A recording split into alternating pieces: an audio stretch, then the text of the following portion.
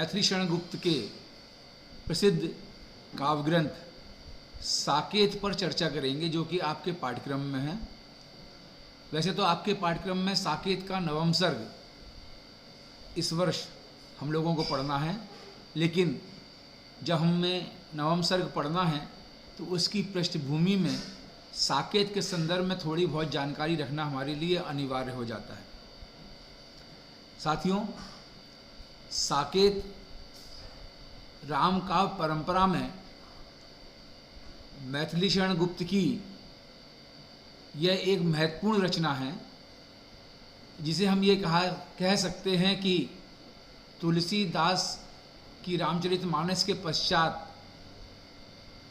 अगर किसी रचना को जन स्वीकृति प्राप्त हुई है तो उसमें साकेत का नाम लिया जा सकता है। साकेत, जैसा नाम से ही स्पष्ट है कि इस पुस्तक के अंतर्गत साकेत को आधार बनाकर, यानी साकेत से संबंधित समस्त घटनाओं को इसमें उकेरा गया है। बेटा बातचीत नहीं करो, आवाज नहीं आई बेटा, बातचीत मत करो। साकेत जो है अयोध्या का ही एक नाम है, जो एक पौराणिक नगरी रही है। और चूंकि कवि की अपार श्रद्धा राम के प्रति रही थी, आपको याद होगा जब हम लोगों ने मैथिली शरण गुप्त के जीवन पर बातचीत की थी तो उसमें यह बात उभर कर आई थी कि मैथिली शरण गुप्त को वैष्णवता या कहें कि राम के प्रति अपार भक्ति अपनी पैतृक परंपरा में प्राप्त हुई थी। उनके पिता स्वयं जो है राम भक्त थे और उन्होंने रामचरित या राम को आधार बनाकर अपने काव्य की रचनाएं भी की थी, जिनकी चर्चा हम लोगों ने की थी। अगर आप साकेत को देखेंगे तो साकेत को गुप्त जी को लिखने की प्रेरणा कहाँ से मिली, ये हमारे लिए बड़ा विचारणीय है। लेकिन इस प्रेरणा पर हम बात करें उससे पूर्व एक बात जान लेना चाहिए कि साकेत में गुप्त जी ने राम के प्रति अपनी अपार आस्था तो प्रकट की ही की है, साथ ही उन्होंने एक ओर उर्मिला के चरित्र को, उर्मिला के विरह को वाणी दी है, वहीं तीसरी ओर आर्य सभ्यता की प्रतिष्ठा का भी सफल प्रयत्न किया है। अगर आप साकेत को देखेंगे तो साकेत के प्रारंभ में ही गुप्त जी ने लिखा है, राम तुम्हारा व्रत स्वयं ही काव्य है, कोई कवि बन जाए सहज संभाव्य है। राम तुम्हारा व्रत स्वयं ही काव्य है, कोई कवि बन जाए सहज संभाव्य। यानी कि राम के चरित्र में अवगाहन कर कर कोई भी व्यक्ति कवि कहला सकता है। तो इस पंक्तियों में मैथिली शरण गुप्त जी एक और अपने आराध्य राम के प्रति अपना प्रणाम निवेदित कर देते हैं और बड़े ही विनीत भाव के साथ ये स्वीकार करते हैं कि राम के चरित्र का स्पर्श पाकर सारी लेखनी जो भाव हैं वह स्वयं कविता हो जाते हैं और उसे स्वीकृति प्राप्त हो जाया करती है। हम लोग बात कर रहे थे कि गुप्त जी की जो ये साकेत रचना है ये लगभग सन 1931 में हमारे सामने आई। वैसे तो इसके प्रकाशन के ऊपर संवत 1988 विक्रम संवत 1988 है, लेकिन इसका प्रकाशन ये तैयार हुई तो सन 1931 में रचना हमारे सामने आई। और इस रचना को लिखने में गुप्त जी को लगभग 15 वर्ष लगे। 15 वर्ष का अपार समय गुप्त जी ने इस रचना के लिए लिया था।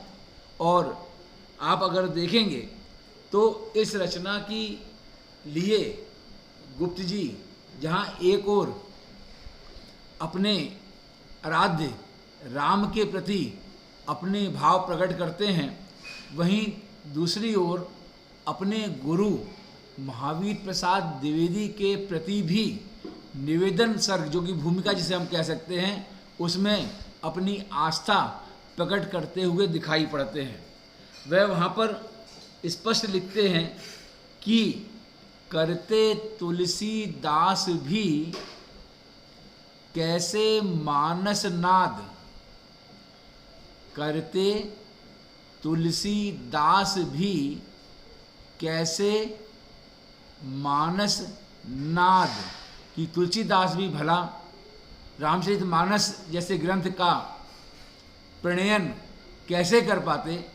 करते तुलसीदास भी कैसे मानस नाद, महावीर का यदि उन्हें मिलता नहीं प्रसाद। ये कहा जाता है कि चित्रकूट में हनुमान जी की विशेष कृपा से तुलसी ने जो है रामचरितमानस की रचना की थी।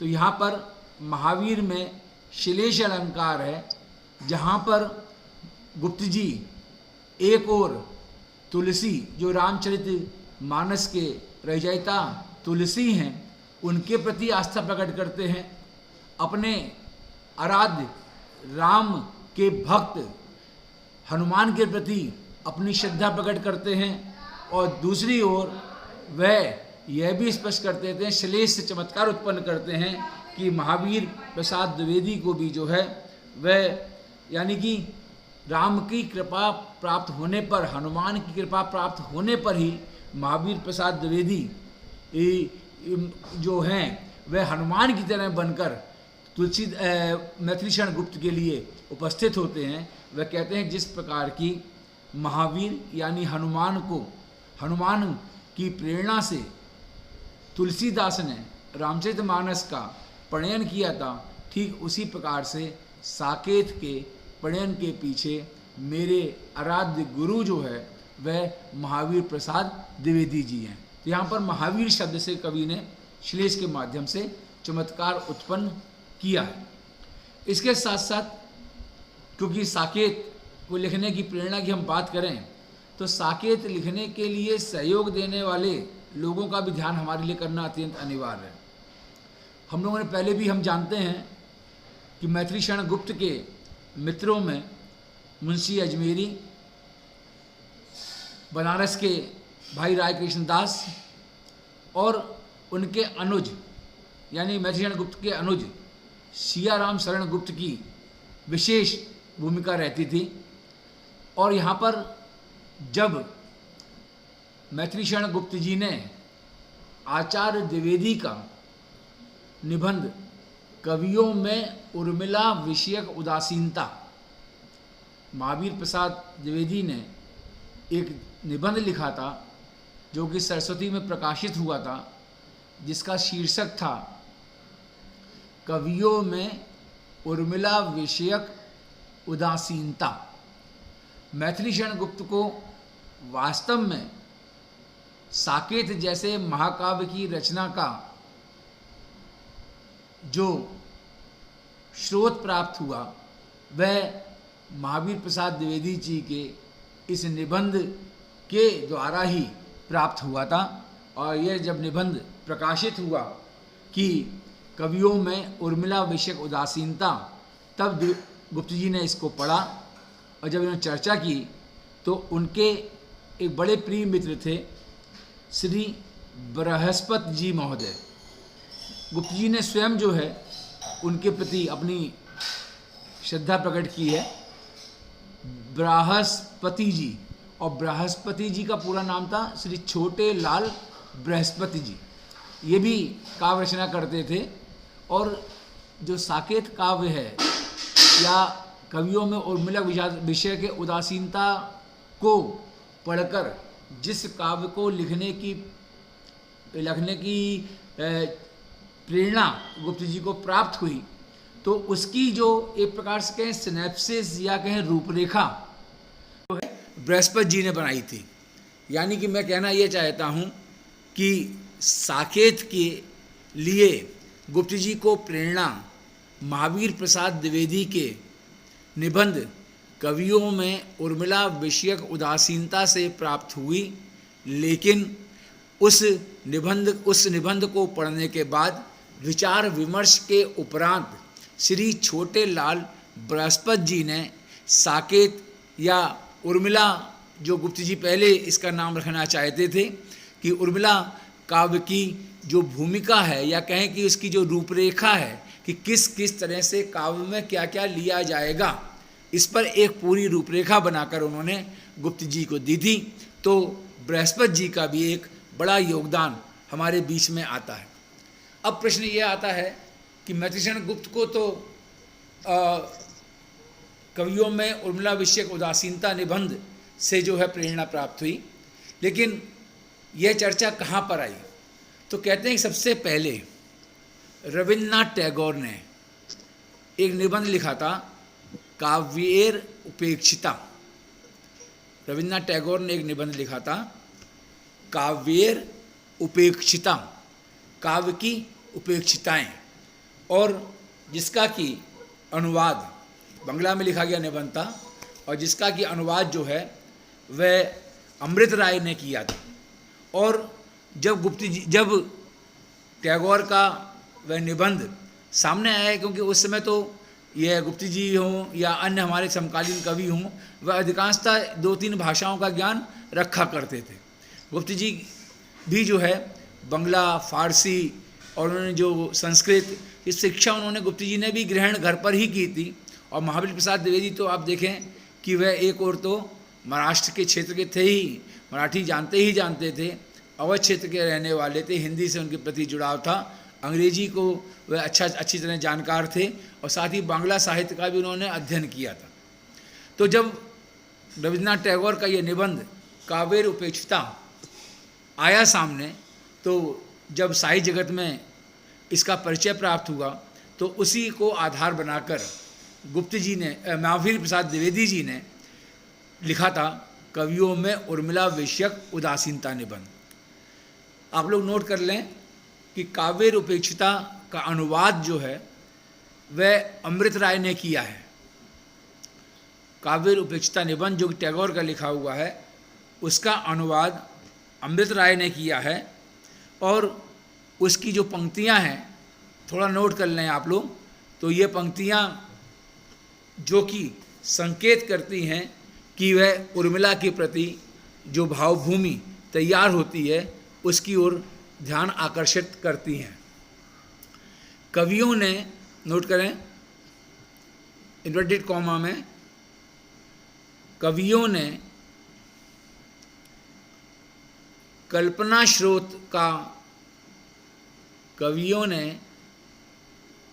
स्रोत का सब करुणाजल केवल जनक तनया माने जनक की पुत्री, जनक तनया के पुण्य अभिषेक में लगा दिया।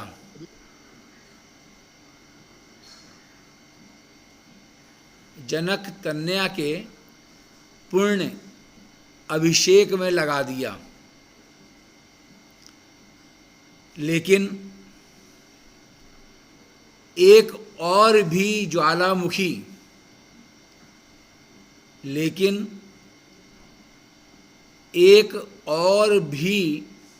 ज्वालामुखी सब ऐहिक सुखों से वंचित, ऐहिक यानी लौकिक, ऐच्छिक, ऐहिक सुखों से वंचित रागवधू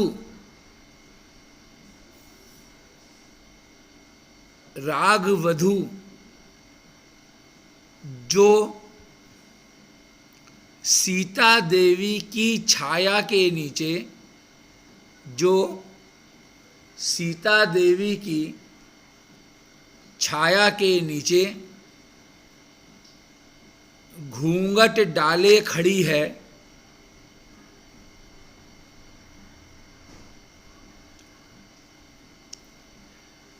कवि के कमंडल से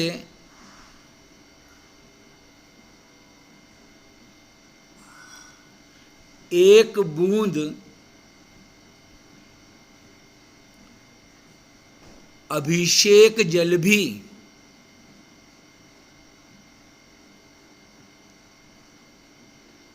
क्यों उसके चिर दुख तप्त, क्यों उसके चिर डैश दुख डैश तप्त। चिर दुख तप्त तात्पर्य क्या है कि हमेशा लंबे समय से जिसका जो कि दुख से तप रही है। चिर दुख, जो दुख जो है कैसा है, चिरकालीन है, प्राचीन है, कब लंबे समय से है। तप्त नम्र ललाट पर नहीं पड़ा। कवि के कमंडल से एक बूंद अभिषेक जल भी क्यों उसके चिर दुख तप्त नम्र ललाट पर नहीं पड़ा। हाय अव्यक्त वेदना देवी उर्मिला। हाय विस्मयादिबोधक चिन्ह, फिर अव्यक्त वेदना देवी उर्मिला संबंध बोधक चिन्ह।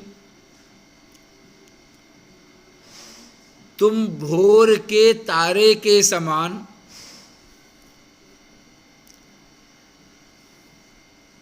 तुम भोर के तारे के समान महाकाव्य के सुमेरु शिखर पर,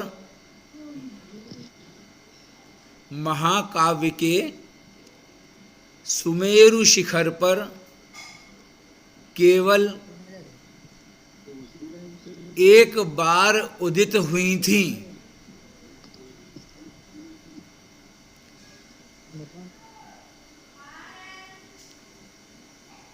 सुमेरु शिखर पर केवल एक बार उदित हुई थी और फिर कभी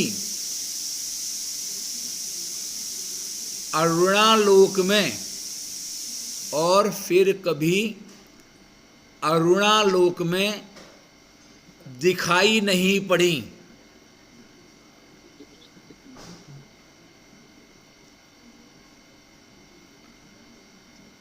तुम्हारा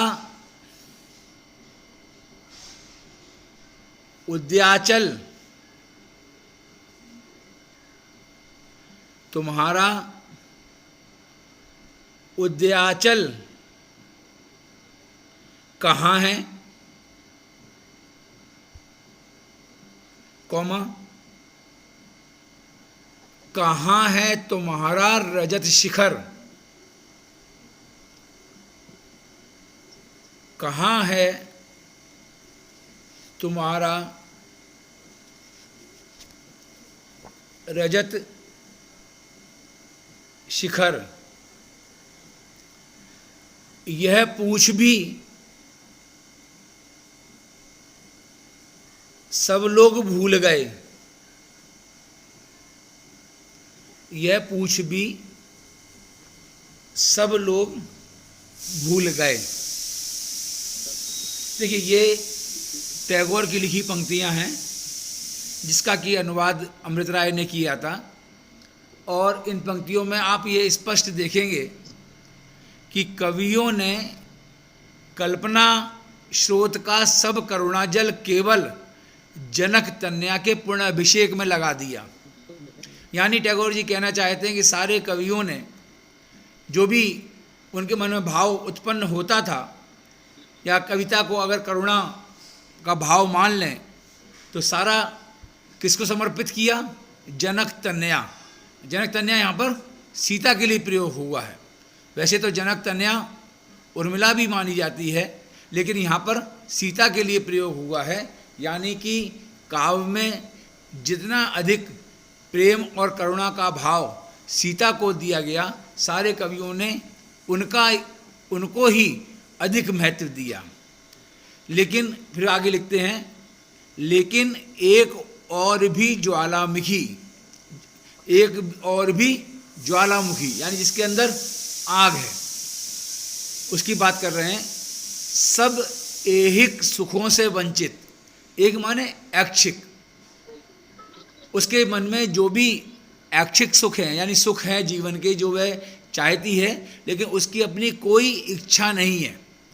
सब ऐच्छिक सुखों से वंचित रागवधू, जो राग से भरी हुई है, रागवधू, राग की वधू यानी कि राग से परिपूर्ण बहू है ना वह, और वहाँ पर जो सीता देवी की छाया में नीचे घूंघट डाले खड़ी है, यानी एक और सीता का अस्तित्व है और सीता के साथ साथ वह भी खड़ी हुई है। तो निश्चित रूप से ये हमारा ध्यान जो है कहीं उर्मिला की ओर संकेत कर रहे हैं। फिर आगे लिखते हैं, कवि के कमंडल में एक बूंद अभिषेक जल भी क्यों उसके चिरदुख तप्त नम्र ललाट पर नहीं पड़ा। लेकिन सीता के छाँव में खड़े होने पर भी अगर किसी कवि का ध्यान उर्मिला के चरित्र की ओर नहीं गया, इसके प्रति कहीं क्षोभ प्रकट करते हैं कवि रविन्द्रनाथ टैगोर जी। और फिर कहते हैं, और हाय अत्यंत वेदना देवी उर्मिला, यानी कि जो वेदना की देवी है उर्मिला, तुम भोर के तारे के समान महाकाव्य के शिमेरु शिखर पर केवल एक बार उदित हुई। भोर के तारा जो कि प्रारंभ में प्रातःकाल की बेला में बहुत चमकता है, ठीक उसकी तरह मतलब जो पवित्र तो है, अडिग तो है, जिसके प्रति आस्था तो होनी चाहिए, लेकिन कहते हैं कि केवल एक बार सुमेरु, महाकाव्य के सुमेरु शिखर पर। ये महाकाव्य का सुमेरु शिखर कौन सा है? महाकाव्य का सुमेरु शिखर यहाँ पर कवि संकेत कर रहा है भवभूति की रामायण के प्रति। हमको ये मालूम है कि भवभूत की रामायण भी गुप्त जी ने अपने इस साकेत काव्य के लेखन का आधार बनाई थी, कुछ उन्होंने वहाँ से प्रेरणा ली थी। तो रविन्द्रनाथ टैगोर का केवल कहना यही है कि जब केवल एक बार आपकी चर्चा जो है वह भवभूति द्वारा रचित जो राम कथा है, रामायण है, उसमें होती है, लेकिन उसके बाद फिर कहते हैं उदित हुई और कभी अरुणालोक में दिखाई नहीं पड़ी। अरुणालोक यहाँ पर श्रृंगार का प्रतीक है, तो यहाँ पर श्रृंगार के क्षेत्र में या दूसरी ओर अगर आप भक्ति के क्षेत्र में भी कहें, देखना चाहें, देख सकते हैं कि जो लालिमा, जो उज्ज्वलता, जो रमणीयता का भाव दिखाई पड़ना चाहिए, उसमें कहीं भी आपकी चर्चा नहीं हुई। ये रविन्द्रनाथ टैगोर ने लिखा था।